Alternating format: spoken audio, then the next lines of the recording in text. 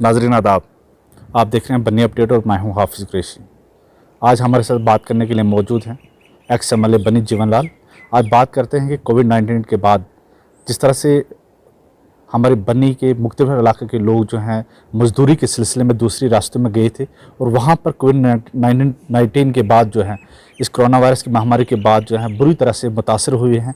और जहाँ पर लॉकडाउन के बाद लगातार प्रधानमंत्री नरेंद्र मोदी की तरफ से भी जो है वो आश्वासन दिया जा रहा है, यकीनदहानी दी जा रही है कि जो जहां है वहीं रहे और भरपूर मदद जो है सरकार की तरफ से उनको दी जाएगी। और इसी सिलसिले पर आज हमारे साथ बात करने के लिए मौजूद हैं भाजपा के लीडर भी हैं और एक्स एमएलए बन्नी जीवनलाल, और बात करते हैं कि उन मज़दूरों की किस तरह से जो है, क्योंकि इन्हीं की सरकार जो है इस समय इक़्तिदार में है और किस मुख्तलिफ स्टेटों में है वो जो है इन्हीं की सरकार इस समय है, और किस तरह की लोगों की मदद, खासकर हमारे बन्नी की लोगों की जो है जो मज़दूर हैं उनकी मदद जो है किस तरह की जा रही है। सरकार की तरफ से मदद हुई भी है, काफ़ी हुई है। काफ़ी लोगों के मुझे फ़ोन भी आए, मेरे संपर्क में भी आए, हमने भी कोशिश की, लेकिन फिर भी वो लोग काफ़ी मुश्किल हालात में हैं इस वक्त। बगैर काम के 1 महीना से ज़्यादा लोग एक जगह पर रुके हुए हैं। कुछ के घर पर बीमार हैं रिश्तेदार, कुछ के बच्चे जहाँ पर छोटे छोटे बच्चे हैं घर में कमाने वाला कोई नहीं है। अभी तो हमारा जो हिली एरिया है, डिस्ट्रिक्ट कठुआ का हो या डिस्ट्रिक्ट डोडा है या उधमपुर है, वहाँ पर तो सोइंग सीज़न है, फसल लगाने का वक्त है, लोग काफ़ी परेशानी में हैं। लेकिन जितनी लोगों ने ये परेशानी झेली है और जिस तरह से डिसिप्लिन दिखाया है, इससे हम सब की सेफ्टी है, उन लोगों की भी सेफ्टी है, उनके परिवार की भी सेफ्टी है, इलाके की भी सेफ्टी है। और अब तो हमने भी बार बार यही अपील की है और मैं आज भी आपके माध्यम से यही अपील करना चाहूँगा रियासत की सरकार से। आज सुबह भी मैं न्यूज़ देख रहा था, यूपी सरकार ने अपनी बसें लगाकर जो उनके स्टूडेंट्स बाहर गए थे ट्रेनिंग करने के लिए, कोचिंग के लिए, उनको रियासत में वापस बुलाया है। मैं जम्मू कश्मीर की सरकार से भी ये अपील करूँगा, पुरजोर अपील करूँगा। अभी हमारे बहुत सारे क्वारंटाइन सेंटर में रश कम भी हो गया है।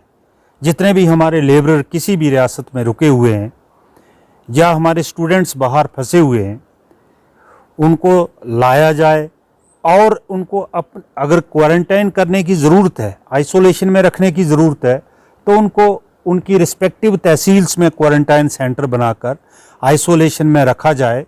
उसमें पूरा कोऑपरेट करने के लिए तैयार है। मैं यहाँ पे रोकना चाहूँगा, अब है क्या कि जिस तरह से हमने देखा कि हाल ही दिनों पहले 18 मार्च को पाकिस्तान के लाहौर से कुछ कश्मीरी स्टूडेंट वहाँ से अपने घर की तरफ लौटे और जैसे उन्होंने बॉर्डर क्रॉस किया उसके बाद उनको जो है क्वारंटीन में रखा गया।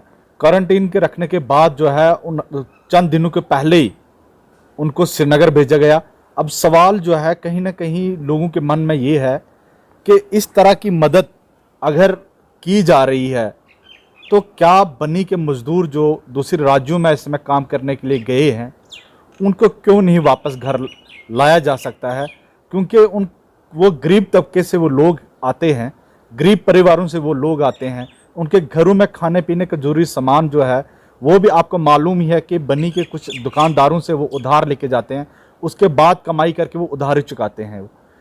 क्या कहना है सर, आपकी सरकार मरकज़ में है, आपकी सरकार हर रियासत में है और यहाँ पर भी अभी हाल ही में आप ही का डंका जो है वो भी बज रहा है इस समय, और क्या कहना चाहेंगे उन मजदूरों के लिए कि क्यों नहीं उन मजदूरों को जो है जो फंसे हैं उनको घर लाया जा सके? देखिए, पाकिस्तान से लोगों को घर वो पहुंच रहे हैं, लेकिन हमारे हिंदुस्तान में रह के हमारे मजदूर घर नहीं पहुंच सकते हैं।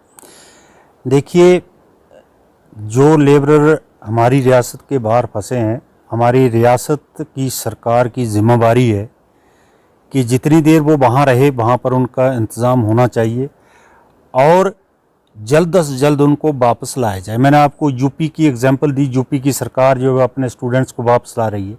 ये रियासत की सरकार का फ़र्ज़ बनता है कि जो हमारे लेबर बाहर हैं वो सभी उनको यहाँ पर लाएं, वापस लाएं। अब रियासत में सरकार तो राष्ट्रपति शासन है, वो हम सब जानते हैं, किसी पार्टी की सरकार नहीं है, लेकिन किसी भी पार्टी की सरकार को अब आप कह रहे हैं कि हर रियासत में, मध्य प्रदेश में तो बीजेपी की सरकार नहीं है, आंध्रा में हमारे लोग हैं, वहाँ बीजेपी की सर, सरकार मैं है। इसलिए मैं इसलिए नहीं कह रहा कि ये तो सभी सरकारें लड़ रही हैं, सभी पॉलिटिकल पार्टीज इसमें इनिशिएटिव ले रहे हैं, लोग इसमें मेरा NGO सवाल इसलिए था क्योंकि हमारे पास कुछ ऐसे वीडियोस, तस्वीरें जो मौसूल हुई बनी अपडेट को, जिसमें वो लोग ये कह रहे हैं कि हमारे साथ कुछ मजदूर थे, वो दूसरी रियासतों के थे और उनको उन रियासतों के जो इंतजामिया थी वो वहाँ यहाँ से उनको अपने रियासतों में ले गई है, लेकिन हमारी रियासत में कोई भी ऐसा कोई इंस्टीट्यूट नहीं ले रहा है कि ताकि हम अपनी रियासत में आ सकें। देखिए, जो मजदूर के लिए जो र्यूमर्स छोड़ी गई, उन र्यूमर्स की वजह से आपने देखा बांद्रा में, महाराष्ट्र में क्या हुआ, उधर सूरत में क्या हुआ, गलत र्यूमर छोड़ी गई, लेबरर्स को निकाला गया। अभी इनिशिएट किया है यूपी ने, हालांकि यूपी सरकार ने अपने लेबरर्स को उठाया था, कहाँ से उठाया था वो, दिल्ली बॉर्डर से। जब दिल्ली बॉर्डर से क्रॉस करके उनको बॉर्डर पे रखा जाता है यूपी की, और लेबरर यूपी के हैं, तो वो यूपी की सरकार तो उनको कहीं ना कहीं रखेगी। सर, बन्नी के बहुत सारे मजदूर जो पठानकोट में है, हमारी पड़ोसी रियासत में, बिल्कुल आप जिस तरह से कह रहे हैं कि वो बॉर्डर से उठाए गए हैं उनको, तो ये भी तो बॉर्डर है पठानकोट से, उनको हमारे मजदूरों को बन्नी क्यों, इसमें लखनपुर के रास्ते से बन्नी क्यों नहीं आना? हालांकि यहाँ भी तो क्वारंटाइन सेंटर है, यहाँ पे भी तो रह सकते हैं। अभी वो 14 दिन की जो मुद्दत थी उनकी क्वारंटाइन की, वो भी तो खत्म हो गई है। बिल्कुल, वो इशू आया था, मेरे नोट्स में भी आया था, हमने अपने सीनियर लीडर्स को भी बताया, एडमिनिस्ट्रेशन के नोट्स में भी लाया है। वो कुछ लोग यहाँ सुजानपुर में हैं जिनका क्वारंटाइन पीरियड जो है वो ख़त्म हो गया है, तो गवर्नमेंट से बात हुई है, वहाँ पर हमारे डीसी साहब, जो डीसी कठुआ हैं, वो भी गए थे, लेकिन हमने फिर अपील की है और गवर्नमेंट की तरफ से एश्योरेंस मिली भी है कि 20 अप्रैल के बाद ऐसे लोग जिनका क्वारंटाइन पीरियड पूरा हो गया है, जो पंजाब में फंसे हुए हैं, उनको तो जल्द अज जल्द वापस लाया जाएगा। सर, आपके ऊपर एक आरोप लग रहा है, इससे पहले भी हमने आपके साथ कई बार जो है वो डिस्कस की, कई बार ऐसे फ़ोन कॉल्स पे बात भी होती रहती है कि मजदूर के रिलेटेड, और आपने भी बहुत सारी जो फ़ोन कॉल है रिसीव की हैं और उनकी मदद भी कर रहे हैं, और यहाँ पे भी आपने गरीब लोगों को जो ज़रूरतमंद है उनको भी राशन दिया। लेकिन आपके ऊपर एक सवाल हमारा ये है, और आरोप भी जो लोगों का है ये, कि जब हमने जीवन लाल को कॉल की तो वो कह रहे थे मैं एक किसी मीटिंग में बिजी हूँ। बिल्कुल, और मैं जानना चाहता हूं कि ऐसी कौन सी कोविड-19 में आपकी इतनी इमरजेंसी मीटिंग निकल आई कि आप उन लोगों से बात नहीं कर पाए जो मजदूर थे बेचारे? बिल्कुल हफीज़ जी, आप खुद कह रहे हैं कि आप राशन डिस्ट्रीब्यूशन में लगे हुए हैं, और मैं आपको कहूँ, मेरी हर एक अल्टरनेट डे में ऑडियो कॉन्फ्रेंसिंग होती है। हम अपने इलाके की सिचुएशन देते हैं, हमारे जो लोग बाहर फंसे हुए हैं उनकी सिचुएशन देते हैं, उनको क्या दिक्कत है, कितने लोग कहाँ फंसे हुए हैं।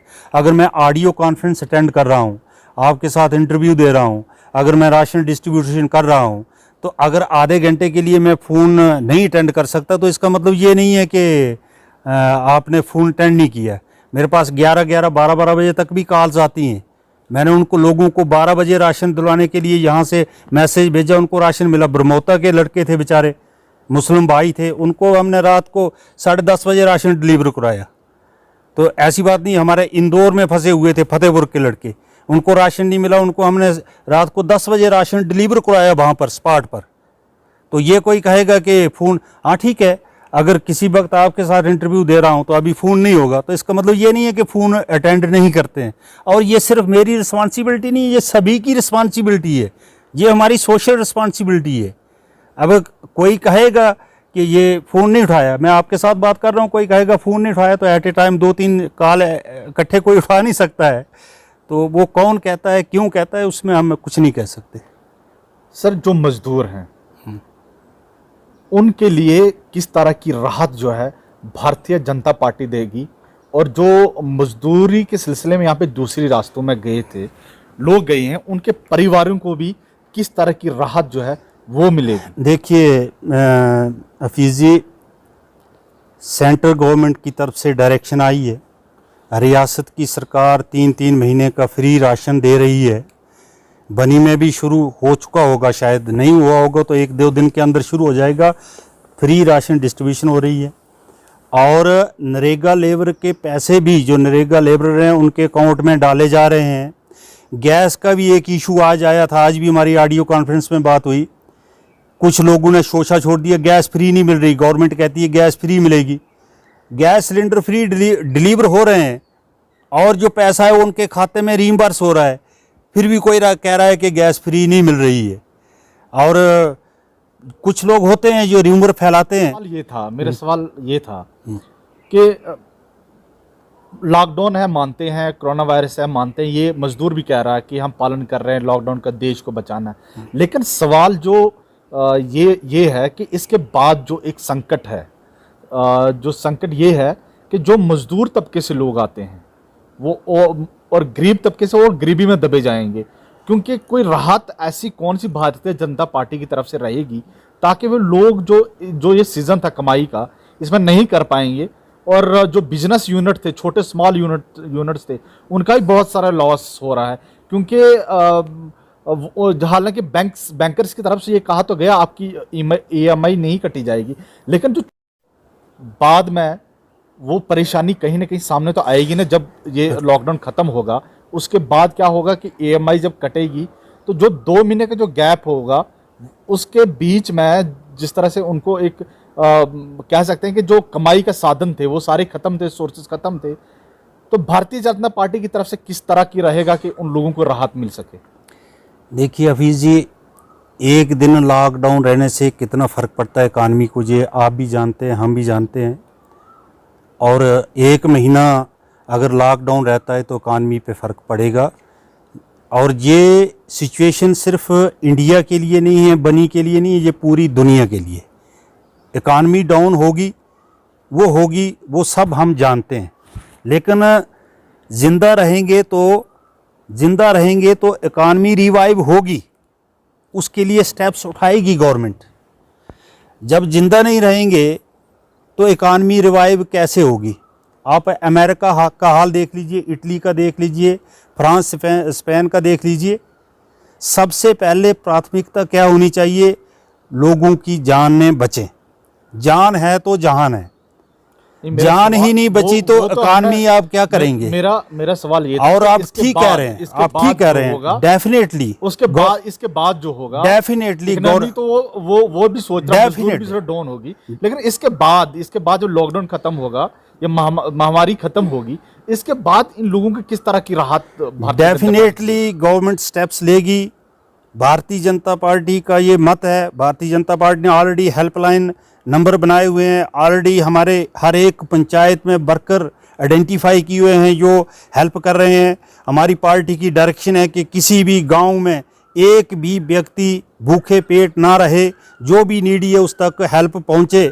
अगर आप चाहें मैं आपको पूरी डिटेल दूंगा अपनी कॉन्स्टिट्यूंसी की भी। ये मेरी कॉन्स्टिट्यूंसी की बात नहीं है, पूरे देश में हो रहा है।